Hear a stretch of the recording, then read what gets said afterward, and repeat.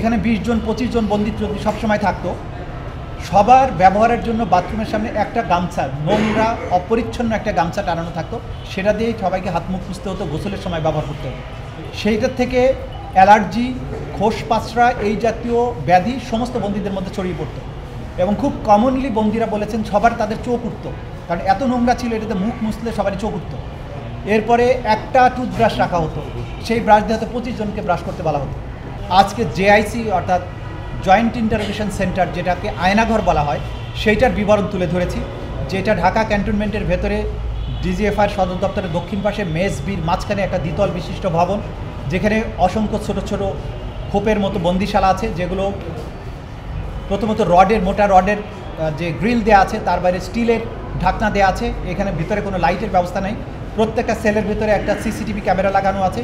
ভেন্টিলেশনের জন্য ক্ষুদ্র একটা ভেন্টিলেশনের জায়গা আছে, যেখানে একটা এক্সজস্ট ফ্যান চালানো থাকতো। যখনই কোনো আজান হতো বা বাইরের কোনো শব্দের কারণে আসামিরা তাদের অবস্থান বুঝতে পারবে, সেই রকম সময় হলে করিডোরে যে এক্সজস্ট ফ্যান ছিল অনেকগুলো, সেগুলো তীব্র শব্দ করতো, সেগুলো চালিয়ে দেওয়া হতো। কখনো কখনো সাউন্ড বক্সে উচ্চ শব্দে গান বাজানো হতো, কখনো কখনো তাদের সেলের ভেতরে যে এক্সজস্ট ফ্যানগুলো ছিল সেগুলোকে চালিয়ে দেওয়া হতো। ফলে অসহ্য শব্দে অনেকের কান বধির হয়েছে এবং তারা বাইরের কোনো আওয়াজ শুনতে পেতেন না। কখনো কখনো কোনো বন্দী হঠাৎ করে এক্সজস্ট ফ্যান চালানোর আগেই হয়তো মসজিদের মাইক থেকে আজানের শব্দ শুনেছেন, কখনো জুমার খুতবা শুনেছেন, কখনো ঘোষণা শুনেছেন যে এই এলাকার অমুক ব্যক্তি ইন্তেকাল করেছেন, তার জানাজা অমুক মসজিদে এতটার সময় অনুষ্ঠিত হবে। কেউ কেউ এটা শুনে ফেলেছেন তাদের এই শব্দ নিয়ন্ত্রণ করার পরেও, এবং তা থেকে তারা বুঝতে পেরেছেন যে এটা ডিজিএফআইয়ের এই জায়গায় অবস্থিত একটা সেল। পরবর্তীতে এই ভিকটিম যে 26 জন, তারা পরবর্তীতে তদন্ত সংস্থার সাথে এই বন্দিশালা পরিদর্শনের সময় আমরা যখন তাদেরকে নিয়ে যাই, তারা তাদের নির্দিষ্ট অবস্থানের যে সেলগুলো ছিল সেগুলো নিজেরা আইডেন্টিফাই করেন। দেয়ালের কোনায় কেউ কেউ নাম লিখে এসেছিলেন, অন্যান্য আলামত দেখে তারা তাদের অবস্থানগুলো শনাক্ত করেছেন। এবং আমরা আদালতে এটাও তুলে ধরেছি যে এই বন্দিশালাগুলো আমরা ভিডিও করে নিয়ে এসেছি, সেগুলো ট্রায়ালের পর্যায়ে আমরা আদালতের সামনে তুলে ধরবো যে কতটা নিষ্ঠুর এই বন্দিশালাটা ছিল।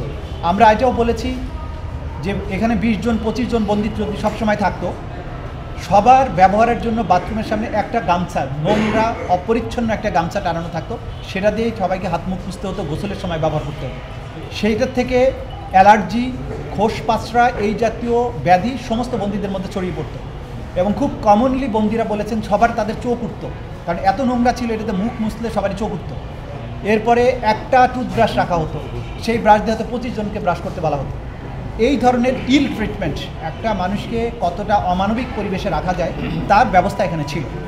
এই সেলটাই গত এই 15 বছর ধরে আসামিরা মেনটেন করেছেন, সেই কারণে তাদের বিরুদ্ধে এই অভিযোগগুলো আনা সবচেয়ে বড় বলছিলেন কিনা এই বিষয়টা যদি দুধার চকলেটে একাকার হয়ে ওঠা প্রাণ লেয়ার সম্পর্কের মিষ্টি ম্যাজিক।